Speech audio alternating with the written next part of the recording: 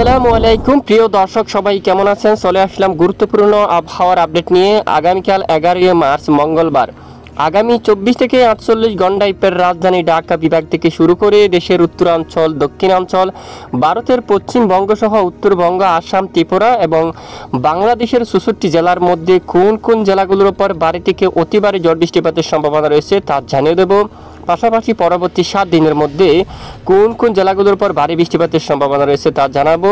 তবে আগামী 20 তারিখের মধ্যে একেবারে দক্ষিণ পূর্ব অঞ্চলে বজ্র বিদ্যুৎ সহ বৃষ্টিপাতের পূর্বাভাস দিয়েছে আবহাওয়া অধিদপ্তর। তো কোন কোন জেলাগুলোর উপর এই ঝড় বৃষ্টিপাতের সম্ভাবনা রয়েছে তা সম্পূর্ণ বিস্তারিত জানতে ভিডিওটি না টেনে একেবারে শেষ পর্যন্ত দেখবেন। ভালো লাগলে লাইক করবেন। সবার আগে গুরুত্বপূর্ণ আবহাওয়ার লেটেস্ট আপডেট পেতে চ্যানেলটি সাবস্ক্রাইব করে পাশের বেল বাটনে ক্লিক করে রাখবেন। আর ভিডিওটি কোন জেলা থেকে লাইভ দেখছেন কমেন্ট করে জানিয়ে দিন। আসুন আমরা প্রথমে আজ রাতে আবহাওয়ার পরিস্থিতি কেমন থাকবে তা দেখিনি। ইতিমধ্যে আমরা দেখতে পাচ্ছি বেশ কিছু এলাকায় রাতে মেঘের আনাগোনা শুরু হতে পারে। যেমনটা দেখুন এখানে দেশের উপর কিছুটা মেঘের আনাগোনা কিন্তু শুরু হচ্ছে। এই যে ঢাকা বিভাগের কিছু কিছু অংশে হালকা মেঘের আনাগোনা শুরু হচ্ছে ঢাকার দিকে, এবং এদিকে ফরিদপুর, লোহাগাড়া, মাদারীপুর, এই যে এখানে আশেপাশের অঞ্চল জুড়ে সামান্য আকারে মেঘের আনাগোনা শুরু হচ্ছে। তবে এখানে আকাশ মেঘাচ্ছন্ন হলেও বৃষ্টিপাতের তেমন সম্ভাবনা নেই। আকাশ আংশিক মেঘাচ্ছন্ন হতে পারে এবং খুলনা, যশোর, সাতক্ষীরা আংশিক মেঘলানি পরিষ্কার থাকবে আকাশ।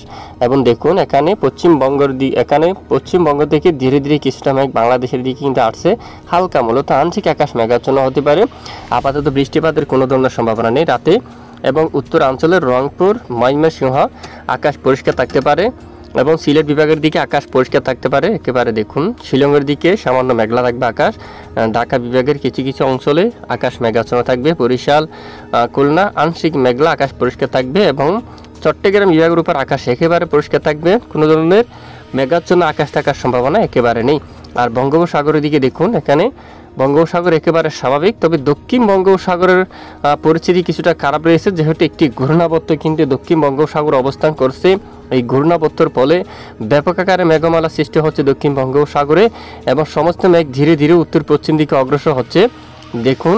এবং এই মেঘগুলো বাংলাদেশের উপর আসার তেমন সম্ভাবনা নেই।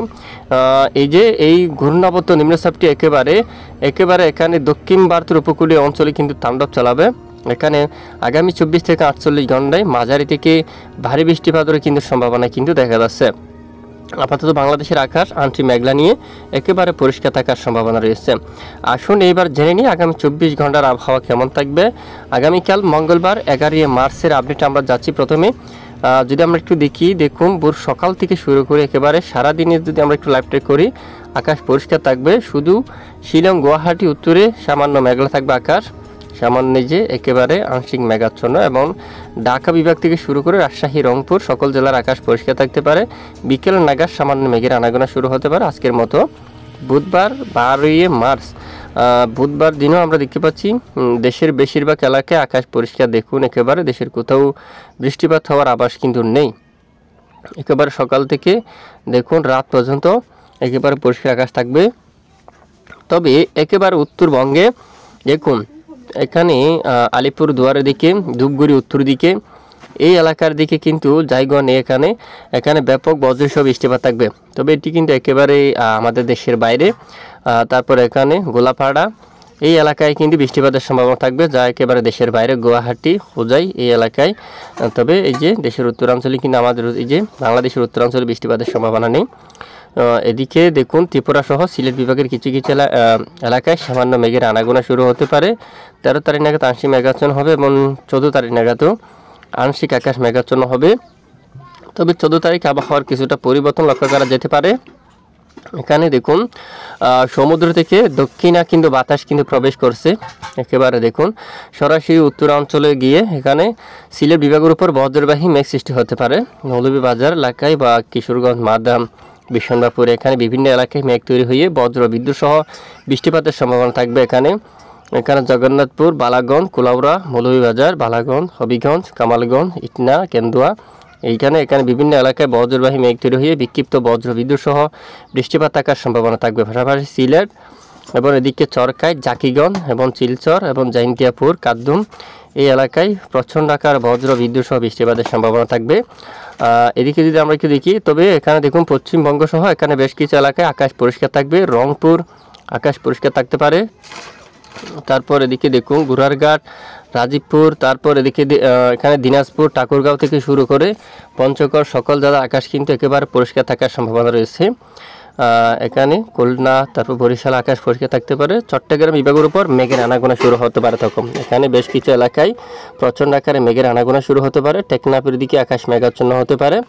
আগামী শুক্রবার 14 মার্চ থেকে দক্ষিণে হাওয়া এই যে বাতাস প্রবেশ করবে এবং এখানে অনেক এলাকায় দমকা বাতাস কিন্তু বয়ে যাওয়ার সম্ভাবনা থাকবে।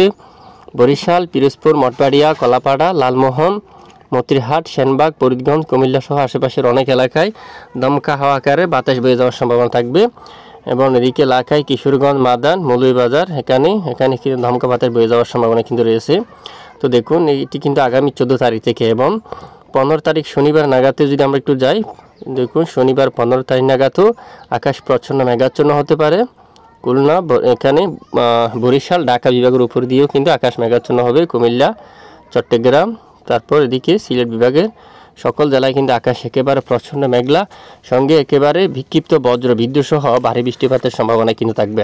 এখানে সিলেট বিভাগের অধিকাংশ এলাকায় একেবারে ব্যাপক আকারে বজ্র বিদ্যুৎ সহ বৃষ্টিপাতের সম্ভাবনা থাকবে। তো দেখুন আগামী 14 এবং 15 তারিখ এই 2 দিন আবহাওয়ার বড় ধরনের পরিবর্তন, বিশেষ করে দেশের পূর্ব দিকের বেশিরভাগ এলাকায় আকাশ মেঘলা। যদি মহান রবের হুকুম হয় তাহলে এই সকল জেলা আকাশ একেবারে প্রচ্ছন্ন মেঘলা হবে এবং উত্তর পূর্ব অঞ্চলে বজ্রসহ ঝড় বৃষ্টিপাতের সম্ভাবনা থাকবে। এদিকে যদি আমরা দেখি কলকাতা সহ পশ্চিমবঙ্গের আকাশ পরিষ্কার থাকবে তখন। চন্দননগর, আরামবাগ, কোলাঘাট, কলকাতা, এখানে পূর্ব মেদিনীপুর, পশ্চিম মেদিনীপুর, নদিয়া, মুর্শিদাবাদ, উত্তর 24 পরগনা, দক্ষিণ 24 পরগনা সকল জেলার আকাশ একেবারে পরিষ্কার থাকবে। খুলনার দিকে আকাশ পরিষ্কার থাকবে। যশোর, শালকুপা, পাবনা, এই যে সকল স্থানে আকাশ একেবারে পরিষ্কার থাকতে পারে এবং উত্তরবঙ্গের আকাশে কিন্তু একেবারে পরিষ্কার থাকতে পারে। তবে 20 তারিখে কিছুটা আবহাওয়ার পরিবর্তন আমরা অলরেডি দেখতে পাচ্ছি, বিশেষ করে 20 তারিখ, 19 তারিখের শেষে যে 12টার সময়, এই যে রাত 12টার সময় এদিকে মেঘ তৈরি হয়ে কয়েকটি স্থানে বজ্রসহ ঝড় বৃষ্টিপাত তৈরি হতে পারে। বাতাসের গতিমাত্রা একেবারে এলোমেলো হয়ে যাচ্ছে। এখানে চট্টগ্রাম বিভাগের উপর ফটিকছড়ি উপজেলা, খাগড়াছড়ি, এই যে এখানে দেখুন এখানে এই যে কিছুটা ছোট ছোট বজ্রবাহী মেঘ তৈরি হয়ে বিক্ষিপ্ত আকারে বৃষ্টিপাতের সম্ভাবনা থেকে যাবে এবং পাশাপাশি ঢাকা বিভাগের কিছু কিছু অংশে তখন বজ্র বিদ্যুৎ সহ বিক্ষিপ্ত আকারে বৃষ্টিপাতের সম্ভাবনা থাকবে। তো কোন কোন জেলাগুলোর জন্য চরমভাবে রেড অ্যালার্ট জারি করা হয়েছে আমরা একটু দেখি। ইতিমধ্যে যে বায়ু মোডটা যদি আমরা একটু লক্ষ্য করি, আপাতত দেশের কোথাও যেমন ঝড় বা দমকা হাওয়া নেই এবং আগামী 12 বা 13 তারিখ থেকে একেবারে হলুদ রঙের এই যে স্থানে প্রচণ্ড দমকা জোড়া হাওয়া বয়ে যাওয়ার সম্ভাবনা থাকবে। লালমোহন, কলাপাড়ার দিকে, মঠবাড়িয়া, শিবনগর, সুন্দরবন, পিরোজপুর, এখানে মতিরহাট, ফরিদগঞ্জ, কুমিল্লা, আমরাপুর, আগরতলা, আমবাসা, লাখাই, মৌলভীবাজার সহ সিলেট বিভাগের অধিকাংশ এলাকায়, চট্টগ্রাম, এখানে কুতুবদিয়া এবং আশেপাশের বেশ কিছু এলাকায় দমকা জোড়া হাওয়া বা এখানে প্রচণ্ড আকারে দমকা জোড়া বাতাস কিন্তু বয়ে যাওয়ার সম্ভাবনা কিন্তু দেখা যাচ্ছে। এখানে বেশিরভাগ এলাকায় 13 তারিখ 14 তারিখ থেকে এবং তাপমাত্রাও ব্যবসা কিছুটা গরমও কিন্তু থাকবে আগামী 12 বা 13 তারিখ নাগাদ। দক্ষিণা বাতাসের সঙ্গে এখানে অনেক এলাকায় ব্যবসা ঘুমট গরম থাকতে পারে। কুমিল্লার দিকে, আগরতলা, লাখাইয়ের দিকে, মৌলভীবাজার, এই যে সকল স্থানে, আমবাসা, কাপাসিয়া এবং ঢাকা এই সকল এলাকায় ব্যবসা গরম থাকবে। নাগারপুর, ফরিদপুর, মাদারীপুর, লোহাগাড়া, খুলনা, পিরোজপুর, শিবনগর, সাতক্ষীরা, যশোর এই সকল স্থানে দেখুন এই সকল স্থানে ব্যবসা ঘুমট গরম থাকবে। চট্টগ্রামেরটা কিন্তু স্বাভাবিক থাকতে পারে, তবে এদিকে কিছুটা গরমের মাত্রা ব্যবসা ঘুমট গরম কিছুটা বাড়তে পারে। 15 তারিখে রয়েছে। 16 তারিখে একেবারে এখানে কিছু এলাকায় একেবারে রেল আঠা, এই যে ব্যাপক ব্যবসা গরম থাকবে। এখানে ধুমখা, শিউরি, নালহাটি, মিহিজাম, তারপর এদিকে দেখুন দেওঘর, ধুলিয়াম, তারপর মালদা সকল এলাকায় একেবারে প্রচণ্ড আকারে ব্যবসা ঘুমট গরম কিন্তু অনেকটাই বেড়ে যাওয়ার সম্ভাবনা কিন্তু দেখা যাচ্ছে। এবং 14 তারিখ নাগাদ সিলেট বিভাগের উত্তরে এই যে জাহিনটাপুর থেকে শুরু করে ধাওয়াকি, এখানে অনেক এলাকায় কাদ্দম, এই যে জাকিগঞ্জ একেবারে ব্যাপক বজ্র বিদ্যুৎ সহ বৃষ্টিপাতের সম্ভাবনা থাকবে। শিলচর, এইখানে অনেক এলাকায় একেবারে প্রচণ্ড আকারে ঝড় বৃষ্টিপাতের সম্ভাবনা কিন্তু দেখা যাচ্ছে। তো আগামীকাল দিনের সর্বোচ্চ তাপমাত্রা থাকতে পারে কত ডিগ্রি, আসুন এক নজর আমরা দেখিনি। আগামীকাল একেবারে দুপুর 1টা বা 2টার সময় যে তাপমাত্রা লক্ষ্য করতে পারছি, ঢাকায় সর্বোচ্চ 36 ডিগ্রি সেলসিয়াস, আশেপাশের অঞ্চলে 33-32 এরকম থাকবে। চট্টগ্রামে একেবারে সরাসরি যে 33 ডিগ্রি সেলসিয়াসে তাপমাত্রা অবস্থান করবে।